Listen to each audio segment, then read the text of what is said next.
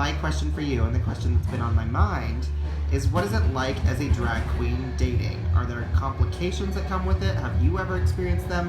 What is your experience? As a drag entertainer in a relationship, I suggest not doing drag till after the contract is signed. Once you have the document signed and they're legally bound to you, you can start doing drag and they're kind of okay with it. It's doing it like Shandy does while you're trying to date is the problem. Yes. Or what Shandy does in general is just the problem. Okay. Yeah. All right. Yeah. I mean, it's not so much like being, at least in this city, being a drag queen doesn't complicate things as much as not having eyebrows does. Yeah. That's like a really big hang up a lot of guys have. I feel like doing drag was more of a hang up back when I was in California. Yeah. Because, I don't know, gay guys are like sometimes the most misogynistic fucking people on the planet. Dating as a drag queen, so here's the thing, drag has become so mainstream that people really, really like the concept of it. Who hurt you? So many people. All right, Drunkie.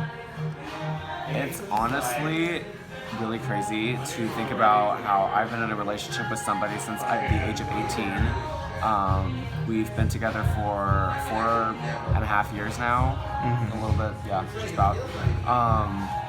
And it's just been a really crazy ride. I've never expected to be with anybody that long. I've never thought that was a possibility for me. Yeah. It also is interesting because just the way that I don't know how to flirt in a bar. It's very obvious, painfully so. Neither of us do, actually.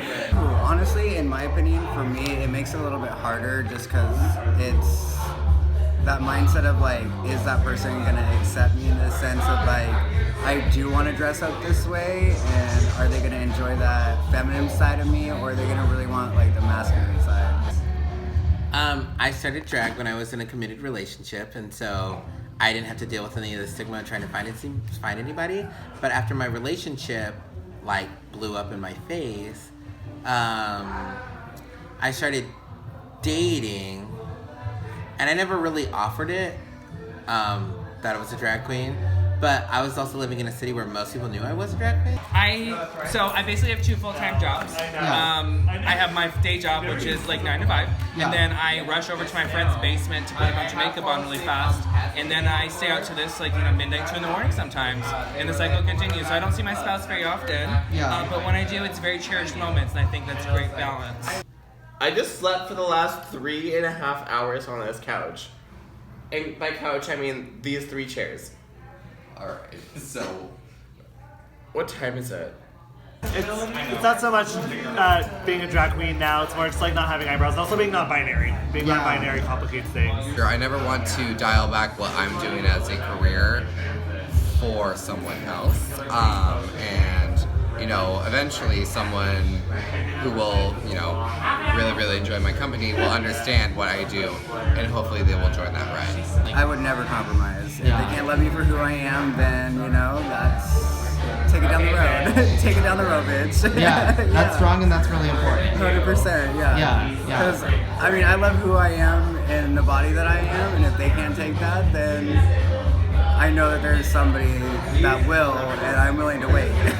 Well, a lot of you guys don't even think that non-binary is a thing. Yeah. Because also a lot of gay guys are super transphobic. Yeah. And so, being non-binary is just like another hang-up, because again, it's being more feminine. So. Because I had a Grindr profile of me in drag, and I never got any messages. And I remember one time I did get a message that said that I didn't belong on Grindr for being a drag queen. First of all, I'm a woman. Honestly, you have to learn to accept yourself before anything else. And once you do that, you are your own worst critic, but you're also your own biggest fan. And sometimes you have to tell yourself you're the shit even when no one else will. And once you do that, that's when you can begin to make an impact on the LGBT scene. Well, they are like, wow, you're so great. And then they realize what it entails. And then, unless their name is now Adam Williams, they will back out like anyone's business. And I'm sure any drag queen in Portland will understand that, because it takes a very specific person to be okay with this garbage. And fuck Coco for finding the good one. I kind of speak of drag as like multiple different art forms, for sure. And so, just like any other artist, I kind of explain my craft and my passion and why I love what I do. And you know, it is not for everyone. So when they don't understand it, like, I'm not going to change their ideas.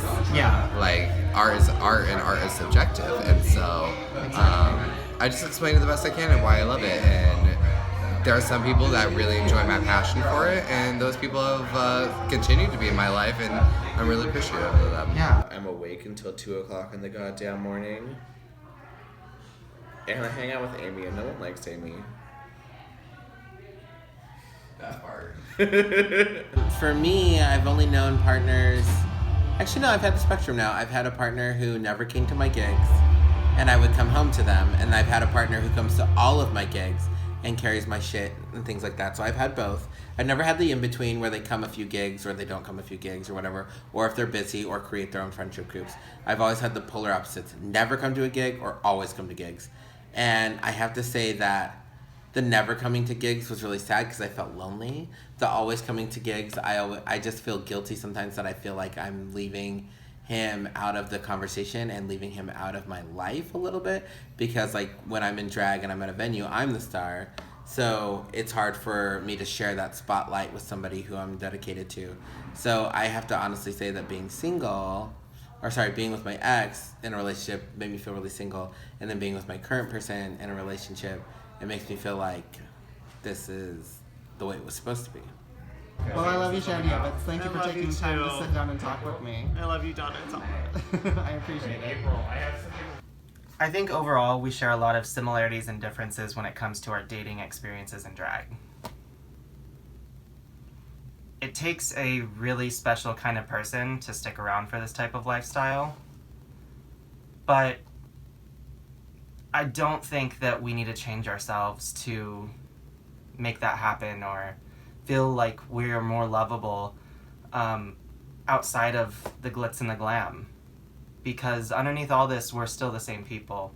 We just like to put on a show. And yes, we're vain creatures of beauty. And beneath the wigs, all of the makeup, and the drink tickets, I think that there's a lot of beautiful souls in this community. And for those that write us off because this is something that we like to do, I think they're missing out a lot. I also think I need to take my own advice. But yeah. I think eventually you get into this grind of doing this life and you get so involved and so self-involved and you start to build something really beautiful. And if you're lucky, you may find someone that wants to stick around to see all of that. If not, I think it's just our best policy to keep vibing and being who we are.